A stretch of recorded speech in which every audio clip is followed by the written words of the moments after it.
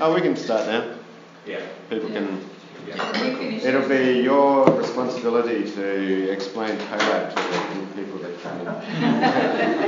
Can you see the screen right? There you go. Yeah. I've just got to stick close to the thing so I can change the slide. Great. Welcome everyone. This is Ben.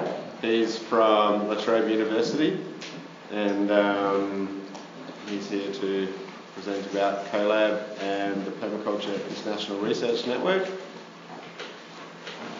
Let me kick off. I thought you'd introduce me. This is Lachlan McKenzie, who has until recently been working with Permaculture UK. I was volunteering there for a year. Yeah.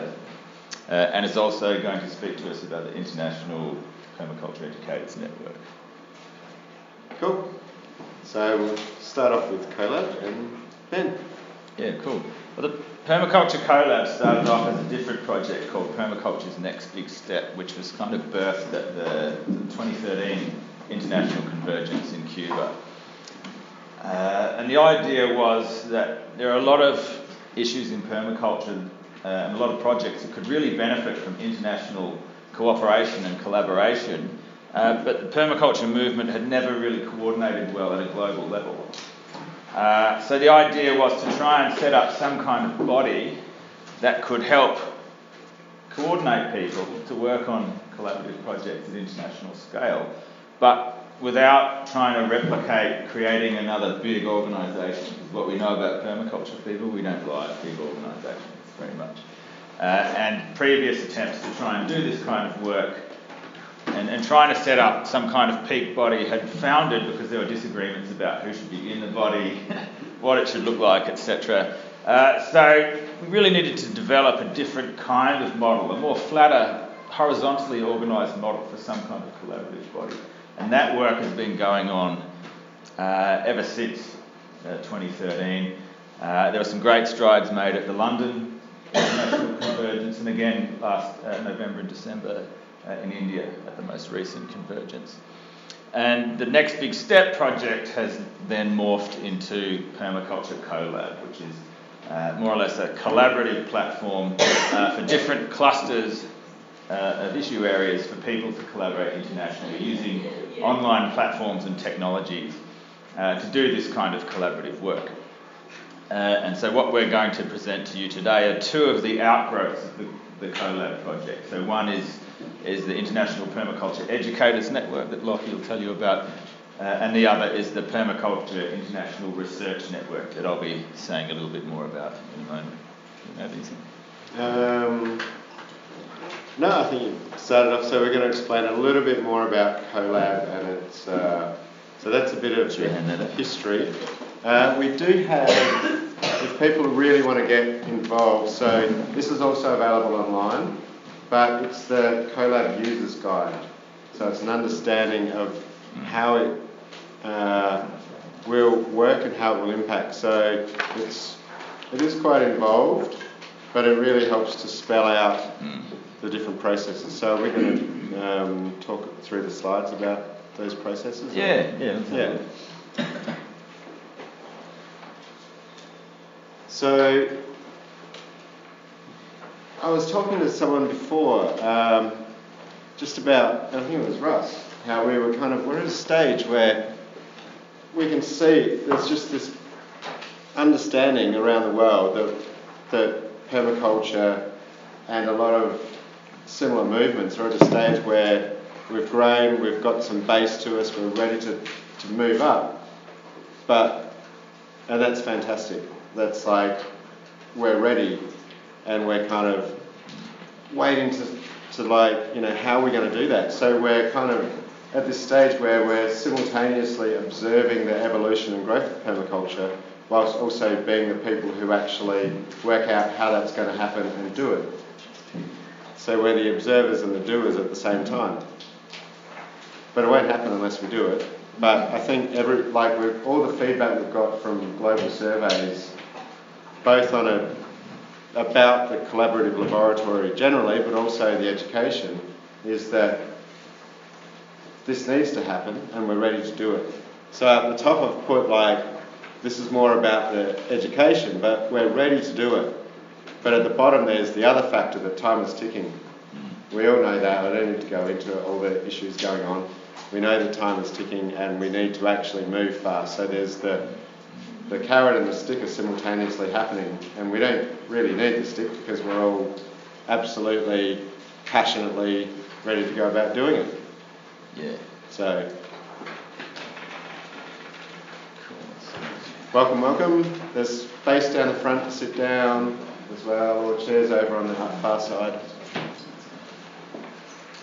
So, really good friend Ugo in Portugal, and I was kind of talking with him recently, and he's a very deep thinking person, and his immediate response when we're talking about this as well, you know, how is this actually going to benefit me working, like he does kind of permaculture courses, he's working on helping design, working with councils, working with like regeneration, working through a lot of the issues after they had the big bushfires in Portugal and different on-the-ground things like that. So how is global stuff actually going to filter down? So the important thing is that we need to CoLab and the other parts of it. They can only really work if they're actually providing tangible benefits. And therefore they only really are a sum of who the groups and the people who are doing things. So that has to actually turn out not into just a big talk fest or a big network. Like the networking is so important, but it has to end up with things that people can take and use in their projects to teach or to demonstrate that the research works, or to enable like a permaculture and refugee group to actually connect with other groups and to share what they're doing and to create better resources to understand how to design the camps. And so that's the on the ground stuff that can come from this global work. And I'll say more about how the research network fits into that in a minute, but the key point is that the power of the network is its ability to facilitate real-time conversations and collaboration across global boundaries. So the technology exists now for us to do that in a way that wasn't quite so possible, in decades past. So really the window is open for this kind of work. There's no barrier to it now.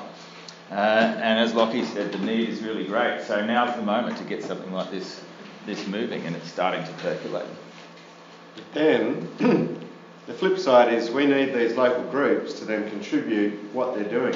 So the research that they're doing, or the successful education models, and who they're impacting and how, and what is the compost mechanism that you're doing that stops people from having to dig the compost. Like, when you get down to that nitty-gritty, that can make a big difference to somewhere, over the other side of the world. So that's, we need to get those little bits that we're doing and understand how that can fit into a picture. So working out, I suppose part of that is also working out what picture, so that then people can actually easily access that information. So it needs to be stored or kind of shared in a way that's not just this big convoluted mess that people are like, oh, what am I looking for? Like, I can't actually access this and I can't use it, and who am I meant to work with again?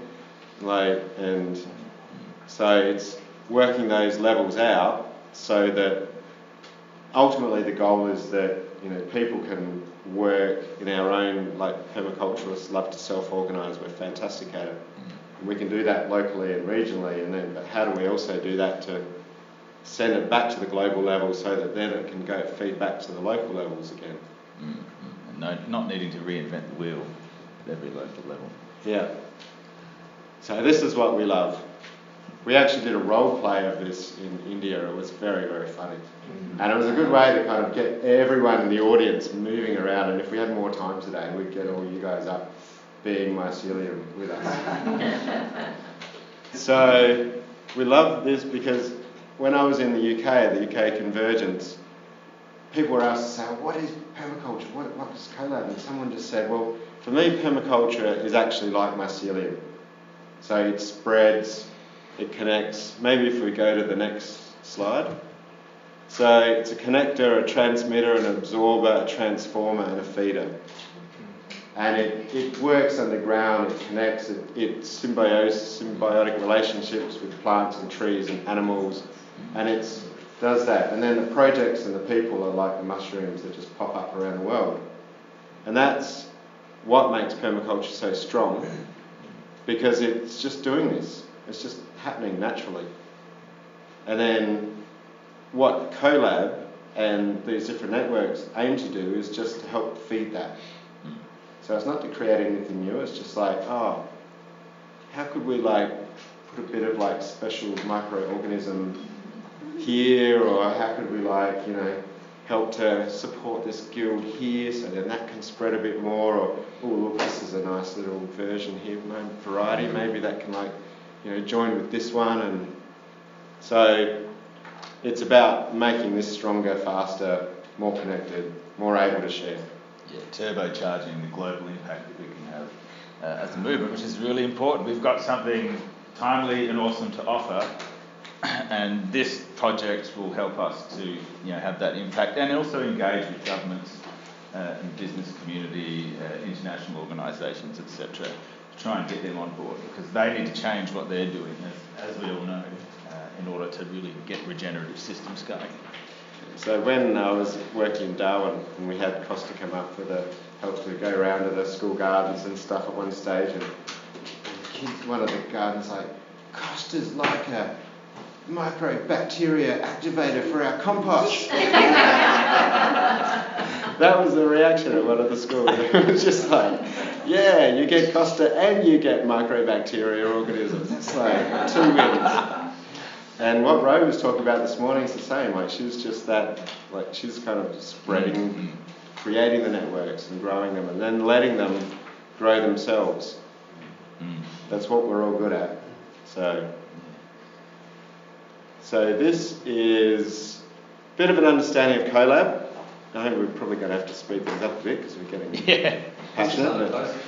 This is on a postcard and it's online as well. With it's on the sheets. Yeah. So some of the things that CoLab, the way it looks at how we're going to do it. So this is the CoLab house, and all houses around the world look different. We tried to get the postcard looking different, but we didn't have time. So it's all good. So basically, there will be the main circle of activity within CoLab. And then there will be the secretariat and the lab technicians and the translators. They're the kind of the oil of the machine to help to keep it moving, like the kind of the background helpers and all, like, so practically what level that could be, you know, you're wanting to join, you're wanting to be a part of it, but you don't actually understand how to use some of these online tools. So it's just like, you know, here's a workshop of how to do it, of how to use this program or that program to be able to really effectively connect how you want. Do you want to take over and explain some other bits? I guess the emerging projects part, that's the bit that we're more or less going to talk about today. But in addition to the two projects that we're talking about, another one that emerged from this process was the Climate Change Working Group, which you may have seen set up a statement in the lead up to COP21 in Paris, ahead of the signing of the Paris Agreement, and have done some great advocacy work about what permaculture can do to address climate change adaptation and mitigation. What are some of the other groups? Well, sociocracy will be the main governance model. So groups who are part of CoLab will actually get some sociocracy training to understand how that can work and how we have equal and healthy governance and mechanisms to work with each other. That's really important. It's really kind of also levelling the playing field to make sure everyone's on the same page and understands how to work together and talk together and listen together. There's stewards, a mob of stewards, I would say, now that I'm back in Australia, who will help to advise and bring projects in, but also help like these projects to really function well and to weed out any that just aren't working well, but really we hope that doesn't happen. We hope that there can be They're just there to kind of provide some vision, but also to help the actual projects to come in board and to be strong and healthy and learn. There's also going to be some online learning badges, so people can actually get some, not just be a part of this, but also get some recognition for the work they're doing in terms of like open badges scheme. There'll be info hubs, online resources, discussions, and one of the ways to describe it, it's like the continuing of the convergences between convergences. So we get all this energy, we get all this excitement and vision and ideas, but where does it go? And often it can dissipate, but hopefully this can fill in those gaps a bit to provide that space to continue these dialogues and maybe even to hold an online convergence. Yeah.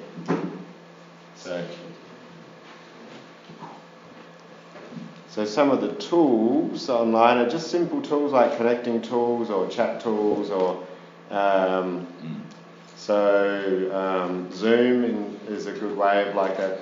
It's actually much better because it runs at a lower internet usage, so more people can actually access and use it as a. So trying to create a healthy systems for like communicating and chatting and working online transparently and openly. Yeah, and so using Lumio as well as Lumio as a decision-making tool. Platform, yeah. Right, we should get on to We should get on with it. Come on. So, sorry, just to whilst you. Oh, good. So down the bottom here. So this is all part. We understand that there are other fantastic, like groups and networks, environmental organisations, agroecology, food sovereignty, social justice, all these other amazing groups. So this is also hopefully a chance to help to connect with those as well. Regenerative agriculture is another one. So find our synchronicities and connect with them. So IPEN, the International Permaculture Education Network, started as a subgroup of that process in London, and we've been working towards creating that as its own entity, but it is part of the CoLab picture, and we're hoping to kind of showcase that. So the same kind of model and idea. We know that there's great stuff happening. It's not about saying what to do, it's about capturing what's happening, sharing it, making it better, and growing it. International Permaculture Education Network. I've got some info sheets here if people want to take one afterwards. And we've also, if you are interested in being a part of it, we've got some sign-up sheets here as well, so you can sign up and then you start getting like newsletters, or then you can like hear about what's going on in the working groups and different things going on. So it's also important to state what IPEN isn't, which is that we're, let me get back. Again, we're not aiming to be a regulatory body, an advisory body of any means. It's more of, it's a network to get practical actions happening and to help support groups in different ways. And a similar type of model, so Mount Ego is going to be on the advisory board, and we've got a few other people. So Chris Evans, who's worked in Nepal for many years. So we aim to have one male, one female from each continent on a rotating basis to make sure that this is a global input and awareness. And again, it's just to help guide, to help groups to work better. And IPEN is really the sum of its working groups. So IPEN will be what people do with it. No more, no less. So, and again, we'll have a secretariat to just help to make this platform run as smoothly as possible so that things can happen as they need to. We've already got 90 people who are keen to have their input and to be a part of it from our work over the last year, and a guy called Steve Charter and I have been working hard just to get all the basic frameworks in place so that then this can move into the working group stage. And I put on there about land centres. That's going to be one of our main projects, and we've got some seed funding to do that. So in the UK there's been a great scheme called the Land Centre, Learning and Education, where if a project, place or a centre fulfills a set of criteria about being able to show and demonstrate and teach permaculture, not to a really high, not just to basic levels, and to be able to participate and be a part of it, then they become a land centre, they get onto the website, and then that gives lots of benefits back in terms of better advertising, getting volunteers, networking, sharing resources, all of these things. So we're aiming to support that to spread. It's kind of spreading through Europe quite quickly now, but we want to spread it into Africa and Southeast Asia, Central South America, and to start really getting some, and then that helps them to then connect internationally, but also to find out what else. Like I've been working with groups in Uganda and Malawi, and in Malawi there's some fantastic permaculture going on. It's amazing, some of the different groups, and it's a very hard to get, like the country is hard to get through, and you know, some people, I didn't even know that there was a permaculture project 200 kilometres away. Yeah. Who's also doing great stuff with after school kids, and then there's this other group who've actually, you know, got permaculture into their regional curriculum, and so all these great things are happening. It's, yeah.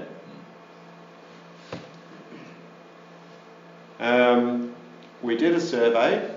I won't go into it in too much detail, but on our website are the initial survey results. And we tried to get it out as widely as possible. We know a lot of people didn't get to fill it in, but we did get a broad range of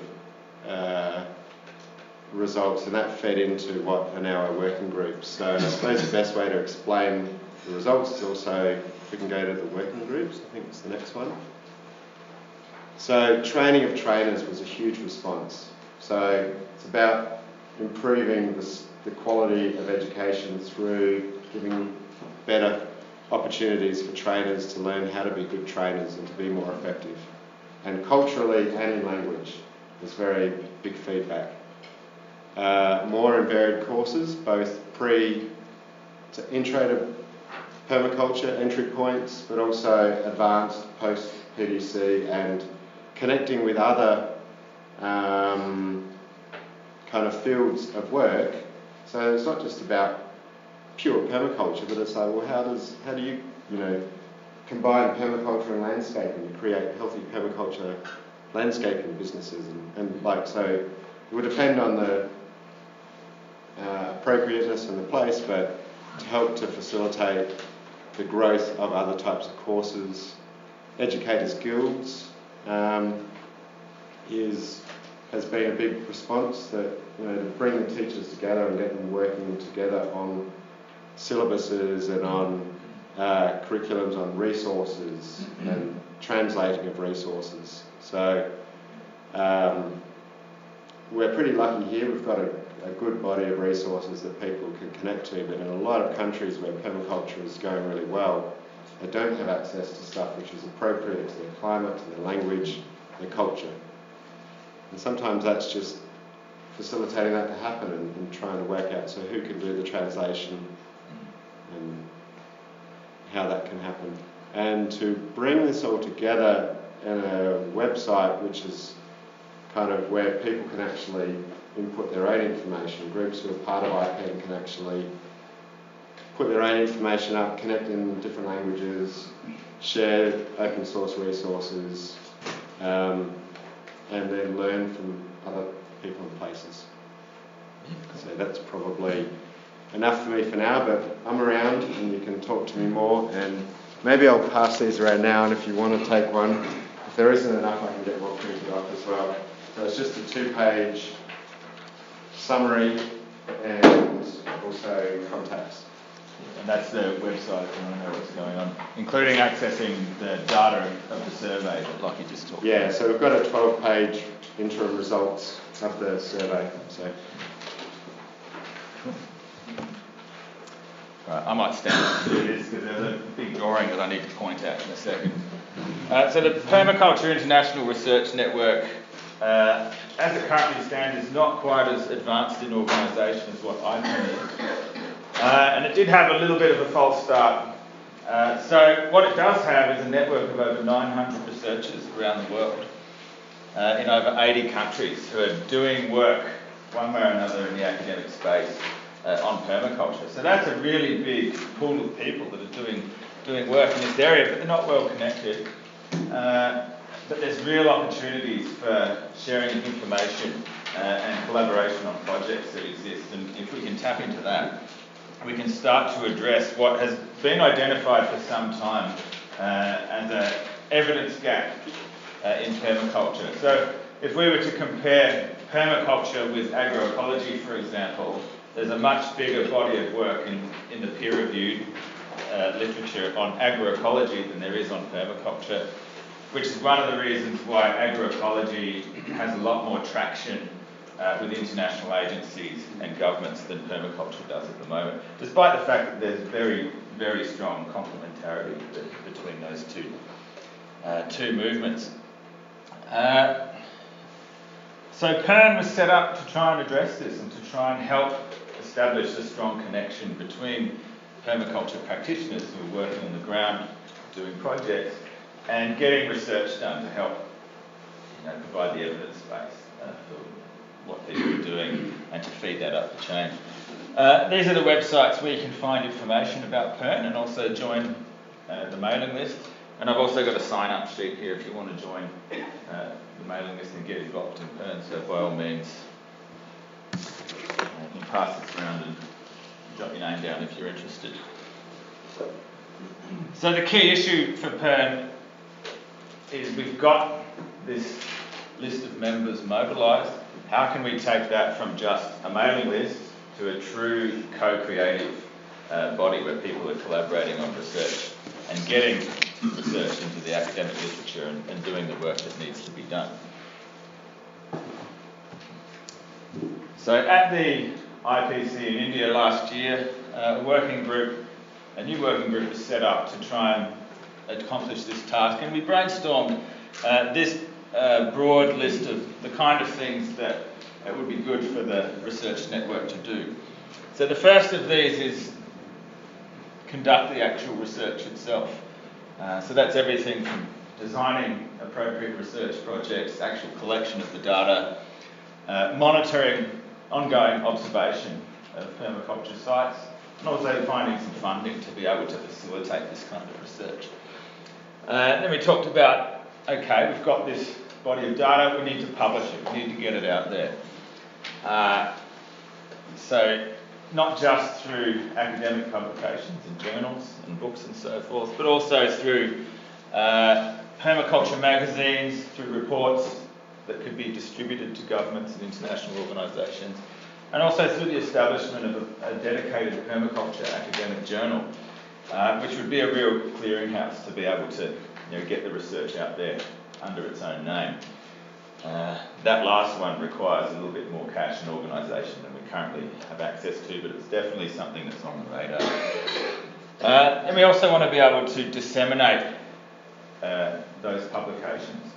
So all of the research findings that come out, it's no good if that's just buried in the academic literature. We've got to get that information out there in as many different forms to as many of the right people and organisations as possible through all these different means. But most importantly, linking all that up with demonstration sites. So this is where permaculture practitioners are doing the work on the ground. And the most important part of this whole thing is that linkage between academic researchers like me and permaculture practitioners who are working at these demonstration sites and doing the good work. So the cultivation of that relationship is really important, and it needs to be co-creative and done in a way that addresses the needs of permaculture practitioners. So not good for researchers to just come in and say, I'm interested in this, I want to have a look. But really establishing ongoing connections with practitioners and doing participatory, co-creative stuff. We want to identify also what are the big research questions. What is the kind of research that permaculture needs done?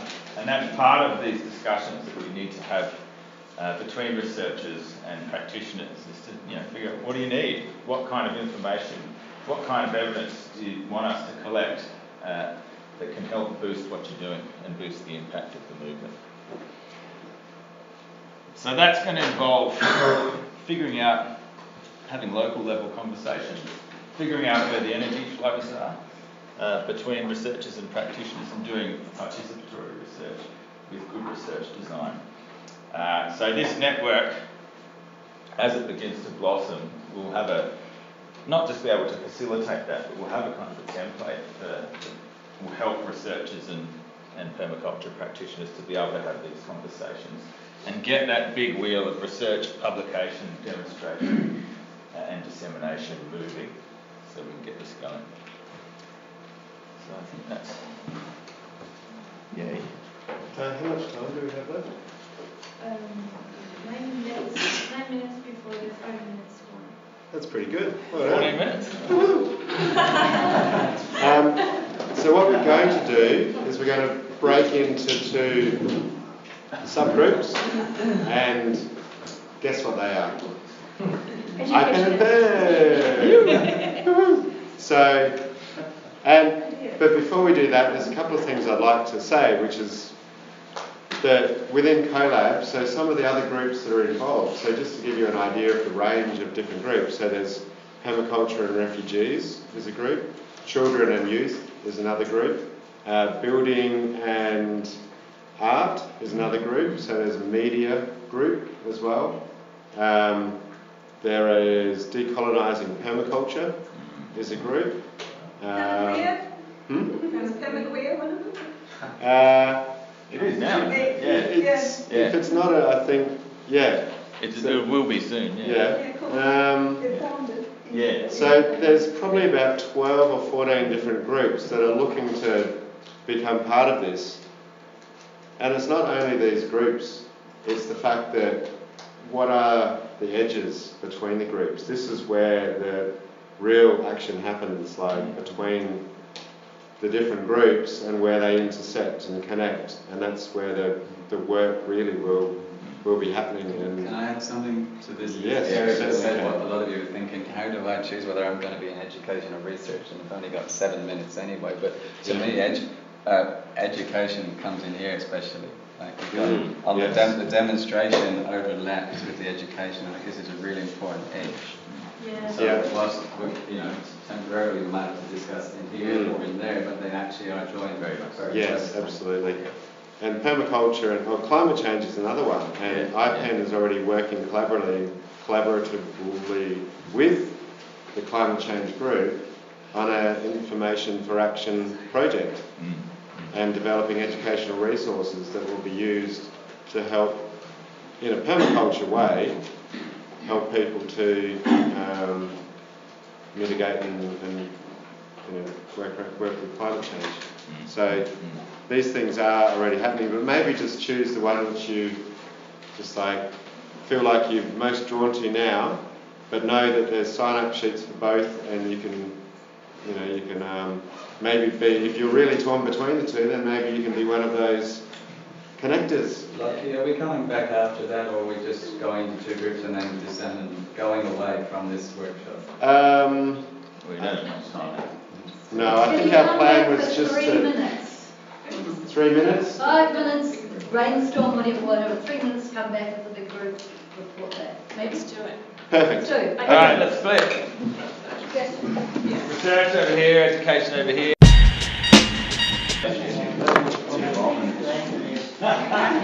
Please take a seat, and just for 5 more minutes we will draw this together. Thank you. My name's Ian. I've been involved in the CoLab since early days as well.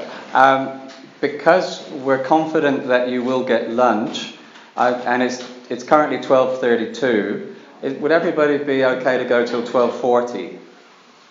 You'll still, otherwise we'll just be standing in a queue, and I think it would be great to draw these themes or these conclusions a little better here. Only if you're confident. I'm confident about that. Can you put that in writing, please? Yeah. Sign it. 99.58. So let's go. What I really want to emphasise your potential involvement. When you see this on screen up here, and thanks guys, it's a great presentation, but when you see it up here, it's as if it exists, but this is more of a wish list. And the reason even this exists is because a few of us self-started. We saw some needs and we started logging into various sites and Slack discussions and so on. And the CoLab, the PIRN, the IPEN is emerging, but it's still very early days. So your contributions of an hour a week or an hour a month can be really significant. Now, so that's why the sign-up sheets are there. But we're happy to share our email addresses that you can get directly in touch with us as well. But we haven't heard a lot today about where you guys are at, and we haven't got a lot of time to do that. But I wonder if we can go around the room and people could say, can you confine yourself to one sentence each? Can we have that agreement? You know, like, I'm mainly interested in research at a university level, something like that. Could you give us something like that? That's all the time we have. So. Yeah, go for So, it. as in you're wanting to do that rather than talk about what was written down? Well, my sense is that what's written down is a good way to have got some stuff out, but I don't think there's time to have a meaningful feedback on what's written down. That's just my gut feeling at this moment. Or you could say what you've written down. Or you could say what you've written down. But I think it's important that whilst we're here in this room, you're a bunch who have self-identified your interest in international and research and education issues. I think it'd be just great to hear from most people here if you'd like to say something. I'd like to recommend something that just an ordinary pen, put your name and your email on what you've written down here as a contribution. What's the question, Ian? Let's go.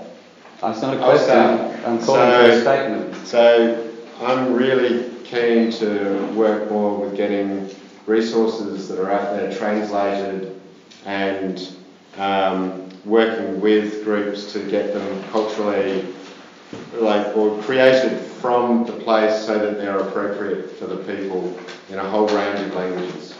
Thanks. My husband and I are interested in developing a model that's an alternative to woofing, where local people exchange their labour for learning. Right. Thanks. Anyone over here? Yeah, from my part is trying to setting up more school garden and then working more with young people to involve them in a permaculture. Pete, do you have something? I'm kind of really here to set up the IT, but one of the best ideas I heard, and I don't think made it in the paper, was to create resources that are independent of language, using symbology, create new languages that relate to each other. Lachlan's going to add that. Yeah. Robina or... Not my idea, it's something I heard said that didn't end up on the paper. Yeah. Thanks, Pete. It's great. Robina? I'm Robina from New Zealand. I'm interested in being part of a collaborative educators network globally to share resources and to form teams and to work in difficult conditions, probably marginalised people more. No. You don't have to say anything. Yeah, well, look, I'd like to be, if I can support, I'd love to assist in any way. Thanks. I just wrote down there, I'd like to see a system where we can move towards paid garden educators and recognising that in each school so that they're working on a curriculum hook into it, so it's not just It's like, isn't it nice we've got a garden educator here who comes in now and then, like it's a proper paid career, that there's courses back into TAFE and people actually see that as, and students could see that as a pathway into a career. I think I follow on from that because I'm interested in seeing the replication of accredited training around the world, and it exists, Costa said, Thanks. it exists here. Thanks. What's? I'm a blow in, I just lobbed in at the end, but I class myself as a permaculture thinker, and I'm interested in developing permaculture design beyond the garden. Russ? I'm interested in the connector role you mentioned to help network communication, use and information around the place. And as a detail of that, the support Bruce Zell, who's not here, his idea for a dedicated in-depth permaculture online site where things can be discussed at length. Did we get an in-depth site on our list here? Well, maybe it's implied. Well, it's on the working group. Sure, it's on there. Please add it. Go ahead. Yeah, I'd like to develop and distribute radical, transformative learning experiences for people, specifically around energy literacy. Honestly, that become fundamental to the way people act in the world, the decisions they make, and really get at a deep level, but in a way that's not academic and not boring, but like empowering and awakening and interesting for them. Radical education and transformative experiences, particularly around plant conservation and diversity of plantings, and a lot of what's already being said. Emily? I come from a research background, so once you guys get there, I think I'm interested in the journal part and stuff, because I'm going to settle down, so it's going to take me a while, so once you're ready, I'll probably be ready. I don't know if everybody knows you, but I'd appreciate people say their names, even their surname. Sorry, Emily. No, you're not the only one, lots of people know. Probably do. Monique? I'm Monique. I don't really know, but I think I'm feeling strongly at the moment about trying to capture the energy of new PDC graduates and trying to help them on their next steps through personal design.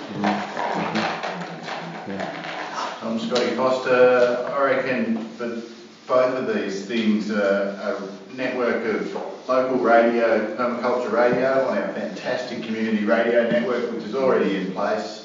They aggregate nationally to broadcast to the community radio station, which is in almost every town in Australia.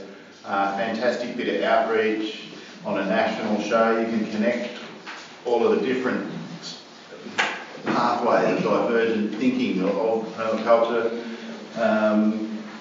Great outreach, great connection, cross-pollination. Doesn't take that long. I've been running a show once a fortnight for years now. It takes about probably 4 or 5 hours. Okay, thanks. That'll get you we have to move on. hours.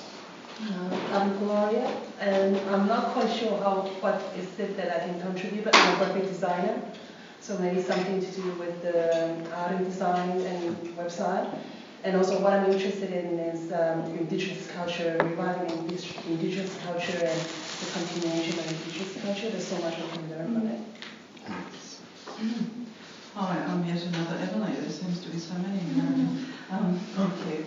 Look, I work at Wollongong Uni and I work across disciplines in academic literacy, and what I'm interested in contributing is using the open online platform that I have for teaching research methods and literature reviewing to a course like this, because I see myself as a connector. I'm amazed that the word permaculture is never to be spoken almost in the institution of the university, which is just staggering given how much fabulous things are going on in the world. Yeah, so I work with science students, but I also work with engineering students and with creative arts students. I work across the disciplines, and I've got a MOOC going on for teaching literature reviewing that's got 10,000 students from around the world, and I surreptitiously slip in demonstrating the process of literature reviewing. I use topics such as plastics pollution in the ocean, what to do about that, as a demonstration lit review. I'd like to do permaculture next. And just to raise awareness around the back door, and I think it would be a platform that you could make use of to connect students around the world with permaculture thinking. Thank you. James Dyer, I'm interested in education and engagement with commercial scale broadacre farmers in industrialised countries. So in terms of education, what is the pathway that those farmers take when they get ready for that? How can we intervene usefully to assist them and accelerate that journey forward? Peter Exisa, I actually experienced permaculture burnout. I subjected my family to a whole bunch of other stuff at one time, so I actually have taken on a consultant and really redefining income from permaculture. I'm actually speaking this afternoon here about urban consultation. Thank you. Kerry? Kerry Shivrels from Adelaide, but working at Sydney University, interested in the nexus between permaculture research and education. Very passionate about a project we've been discussing for years now, bridging the gap between the APT qualifications and the postgraduate qualifications we've developed at CPU. Also super passionate about getting a permaculture research journal established and maybe working on some website platforms in the meantime while we keep working on that as a group and getting the support and funding behind it. Thank you. I'm Anna. I'm interested in a more accessible summary of the research that's already happening and is already out there on permaculture and the gaps that are there. I'm Sarah Gorman. I'm really keen that we can share our knowledge that we're not always reinventing the wheel right across Australia. So I'd like to be able to use my skills in working for government, doing a lot of behaviour change programs, using behaviour change theory, using research and project design to get those done. So sort of bringing those skills. I'm Colin Ending from South Australia. I'm interested in how we can measure carbon in what we do. So we actually report, we sort of investigate, document, so that we know the things that we're doing. We can bring them all together and understanding our carbon budgets and what they're doing. Yeah. I'm Andrea Simmons, and just listening to the research discussion, I felt that one of the benefits that might be able to come out of it is if you could have a linkage in relation to your work that allows the practitioners out there to say, we really need to see research on X, such that then people looking for topics to conduct research on as students at tertiary level would be able to have that there for them to think about. Thank you. Frances from Queensland. I'm really pleased to hear about a lot of this stuff because in over 30 years I've been incredibly frustrated by how often things are done and done again. And I've often found it's easier to access international research, like from, say, the Sustainable Agriculture Institute in the States, than from our own researchers in Australia. I brought this up many years ago with Graham Bookman, who worked at Rosewood, and he said, yes, there is no dissemination of our excellent sustainable agricultural research outside our universities and things. So I think this is great. Absolutely. I'm Emily Bryson from Adelaide. I'm a postgraduate permaculture researcher on the cusp of starting.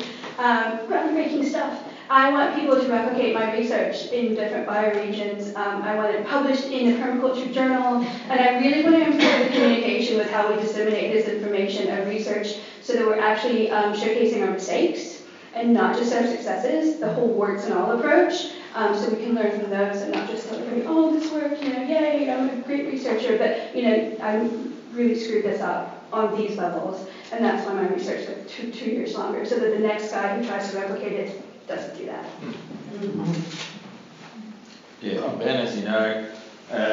All of the above, plus I'd like to foster a network of permaculture researchers in Australia, whether that's just through a Facebook group or some other platform, to start giving us a vehicle for moving this forward, so we don't have to wait until the next meeting to get rolling. Thanks everybody. So if you are in some way inspired, you want to contribute further or you want to ask more questions, so Ben, Lachlan, myself. I also want to mention that within the global collaboration, the national organisations are really important, and we have a group called Permaculture Australia, and we have a group called Permaculture in New Zealand. And tomorrow here is the Permaculture Australia AGM. and that there are working groups which do real work. That means that things like PermaFund to support projects like John talked about this morning, and that education and that websites and communications, those things happen because people like you and us make them happen. So I'm very much in recruiting mode today. I want to recruit you to one of these international or at least one of these national things. So please talk to us about those things as well. And Virginia, who most of you will know, Rabina, involved in the Australian and New Zealand associations as well. And Russ? Yeah, I just have a brief. Sorry. Do you want to go? Yeah. If people want their research published, we can publish it on the Permaculture Australia website. And to do that, just send it to me. Yeah, I will leave an address over there. Yeah. Okay. So, round of applause for our presenters.